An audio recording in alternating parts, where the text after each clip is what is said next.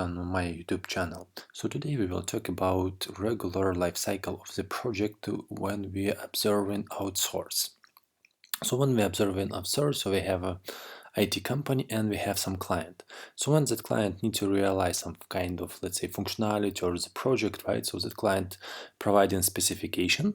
So that specification, it actually contains, let's say, what exactly that client would like to actually implement, right? What he would like to see, what need to be done. And the type of those specification could be high level specification or, for example, low level specification. It will be high level specification with just what client what kind of basic functional, let's say, parts that let's say application should have, right? And low level specification will contains more, let's say, accurate information or more technical information about what exactly a client would like to implement. So then basic conversation between that specific client and between IT company is in the following. So IT company getting that specific specification, right? And then what is required for that IT company to do is to investigate it, right? And then provide, for example, estimate of how much time it will take, right? And if it's, for example, some kind of tender, if there are a couple of, for example, IT companies looking for that opportunity to work with a specific client, so then they could provide some high-level design, right, and explain, for example, what will be the solution, right, in high-level details. But we are talking mostly about, like when client is, like requesting for that specific IT company to provide, like estimate. So in that case, IT company, like involve into that specific task to be able to estimate how much time for that company it will be required to implement that functionality. Dev team or some specific technical consultant who will be able to actually, based on the provided specification, provide estimates. So to be able to do this estimate, there are, like different kind of techniques, and I have a separate video on my YouTube channel when I explaining, those techniques. It's like, for example, for the estimation, there might be T-shirt technique in use, or it could be decomposition, or any kind of other, let's say, techniques like poker estimation or wherever, right? The way that specific dev team or dev or technical consultant we use to estimate it, right? But the main idea is to provide some proper estimate, which is, like will be in the specific range, right? Usually IT company trying to do it, like realistic, right? But they should not forget about situation when it's required for them to also include into that estimate some kind of buffer, right?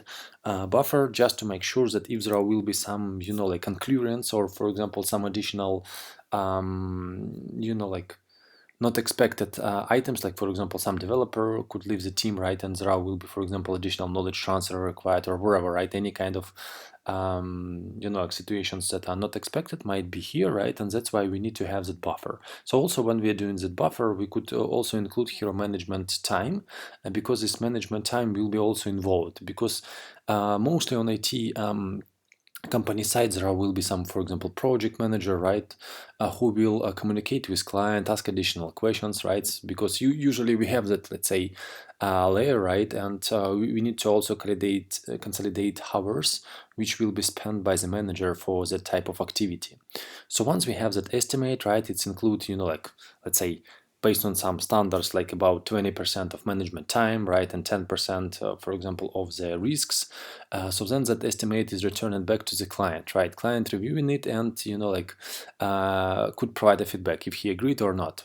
Sometimes a client could potentially have on their side also some technical team, right? And the technical team could, for example, request a call with that IT company to discuss, like why some estimation points are so high. Let's say, for example, why some easy integration taking, I don't know, like specific amount of time, right? And then, for example, specialists from IT company could explain why. But to avoid that kind of situation, it will be better if that estimate that will be returned back will be, let's say, divided by chapters, right, based on the specification, right, and it will actually contains what exactly, let's say, points is actually included. So that means that let's say a good way to do that estimation, right, it's maybe to do the decomposition, right, and then, to provide this, like doc where all these points are actually specified. But you need to be accurate with all of these, because sometimes in the past I was able to see scenarios when clients trying to, like send their specification to different kind of IT companies, right? Then they're trying to get, let's say, the estimate which sounds good for them and what is, like in terms of their budget, which is understandable, right? And then they're trying to select most, let's say, the most not expensive, let's say, variant from, like variety of, like what is available in the market. And sometimes those estimates are actually even used, like when the client will make a contract with another company, let's say, hey, here, like our specification, here's our estimate. Hey, like we need your developers to complete it. And like all this kind of stuffs could be included, and if possible, right, and if you have an opportunity to request low level specification, it will be good. But it's definitely uh, need to be discussed, right, and based on, like what is the current level of partnership with that client. If it just, like should be a quick task for you to be able to provide estimates, and you could use too short estimation, for example, and, like return it back and see. But if you, like it's some kind of big client, or you would like to put special efforts, then, like you could do it as how we just described. So once we have that point when, like estimate is provided, client review it, and, like we at the stage when we need to confirm, let's say, budget, right? It's from the client side, like based on this estimate, if that budget will be, like accepted. From the IT company side, like it will be team confirmation. Let's say if that specific project, right, need to be implemented and need to be delivered in 1 month, right? And here is the scope, for example, which is usually take 2 months for one developer. So then it will be required, for example, to include two developers, right? Or, for example, two developers and one, for example, junior developer. It's really depend on the company, let's say, policy around it. Let's say how they decided to educate their internal resources and do all, like necessary stuff. But the main idea here is in the following: based on the timeline, like based on the budget and based on the team, right? So then the IT company should know how it should actually, that project need to be delivered in the specific, let's say, deadline, right? So when it needs to be provided, because sometimes there might be situations when client requests to implement the specific functionality prior to the specific event. Let's imagine that the client is a Salesforce, right? And they are looking for the contractors, and let's say that company who is working with them needs to be able to deliver, that functionality prior to the Dreamforce, for example. So in that case, the number of developers included, right, and all the stuff need to be discussed and confirmed. So let's see, or let's imagine that we have that agreement between client and IT company, right? And we are going then to the next stage. We are going to the stage where we could specify Jira and Confluence. So Jira is actually a tool where we could track all of our tasks. For example, divided via topics from the high-level specification or from the low-level specification. So we are creating, let's say, chapters, right? In those chapters, we are creating user stories and sometimes, let's say, sub-user stories or child user stories for us in order to be able to cover, like each of the aspect which is related to high-level specification. Sometimes, like prior to that specific level, we could have a situation when architect who was reviewing, for example, that specific documentation, right, he could see that concept could be done differently, right, and then he could discuss with that client, like concept change, and if that concept change will be approved, so in that case there will be new, let's say, specification document from at this moment from the IT company side. Anyway, let's imagine that we already have, let's say, handy our specification, and we could create, like all required items in the Jira, and then we could create a Confluence for us in order to be able to do documentation in parallel with the actual development. So why it's required, like to have this documentation here, right? Because at the end of the project, you anyway need to provide it, and it's better once you completed your user story to already have the documentation, let's say, prepared. Let's say how that feature work, maybe some short video demo, right, of how that feature works. It's sometimes could be done via Jira only.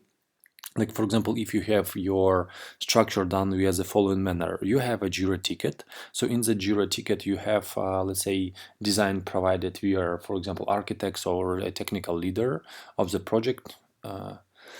So in that case, let's say that specific Jira item could actually consolidate all of this, right? So it will contains initial requirements, it will contains comment with solution design from the architect or the technical leader. So then it will contains demo and basic documentation and instruction how to use it, or sometimes like it's required for the customer just to provide to their internal team, like not the actual Jira with a lot of technical details, but just like simplified guide. In that case, the guide could be done in the Confluence. So I know that some clients like just using in parallel Jira plus Confluence, right? And it's a part of the definition of readiness for user story to make sure that there are like some conference link is actually prepared and available for the developer once he will complete like his work to add the link and demo to that page.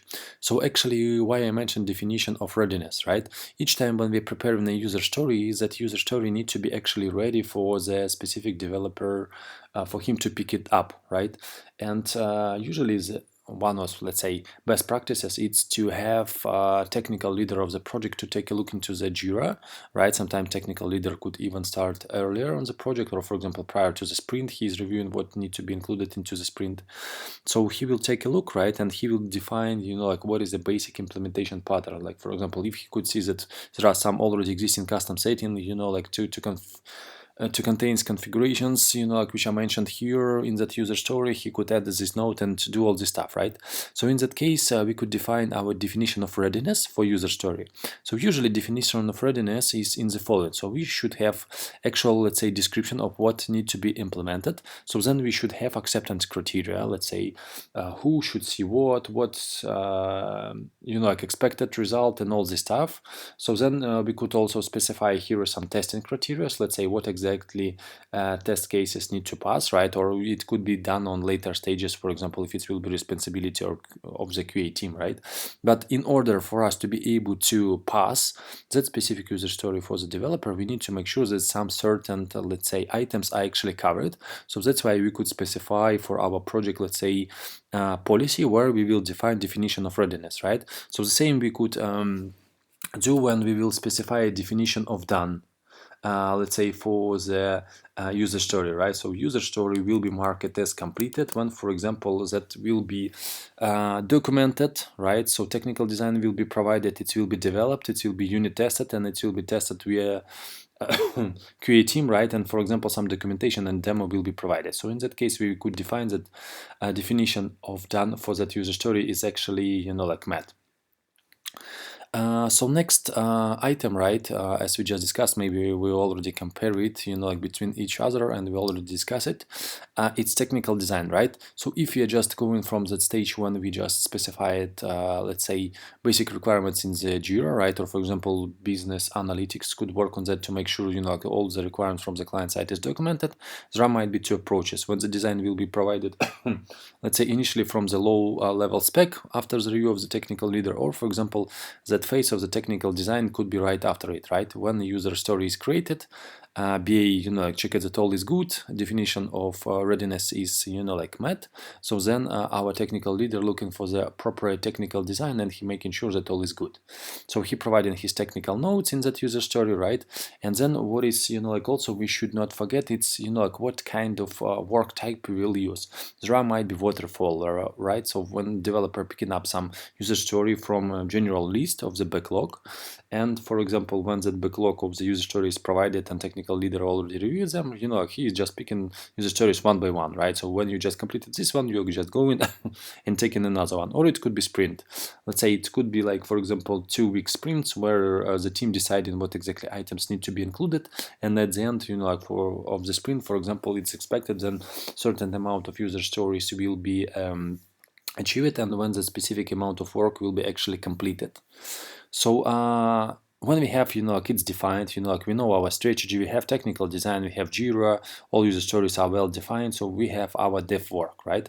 So when we're doing our dev work, also what we need to not forget, it's about let's say quality checks of our code that we are actually producing, right? So that means the technical leader who, like describe it in the technical design how that specific functionality should work, right? What kind of, let's say, technical, I don't know, like utility classes need to be in use, what kind of automation tool need to be in use, what is a, for example, architecture of the integration need to be in use.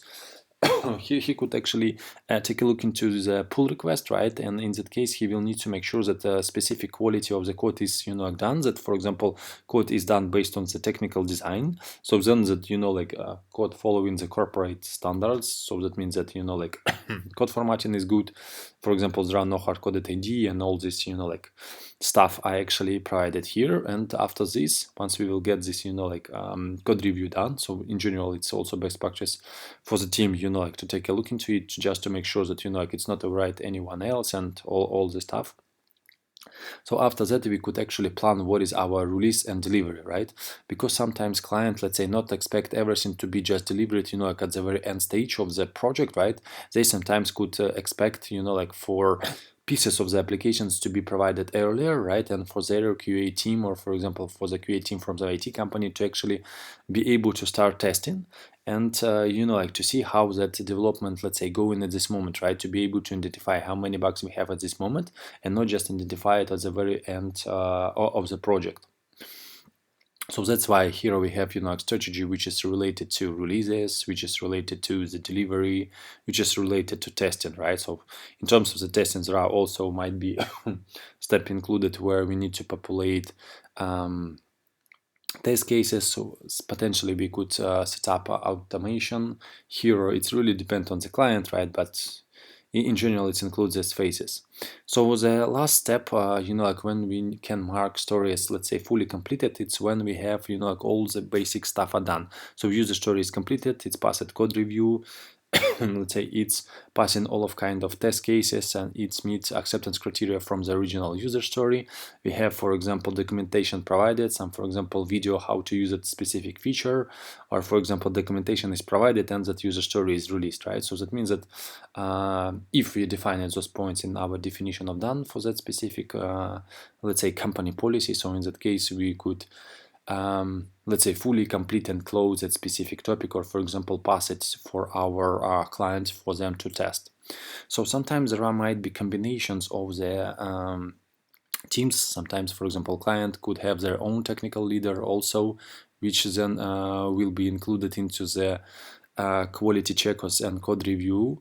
Sometimes client could have their own QA team, or for example some let's say product owner, right, or the actual business person who will be able to test that application, let's say, or items after the sprint or after the release, to be able to confirm that it's actually meet what was let's say designed in the specification. And in that case there might be situation when we will have a bugs, right?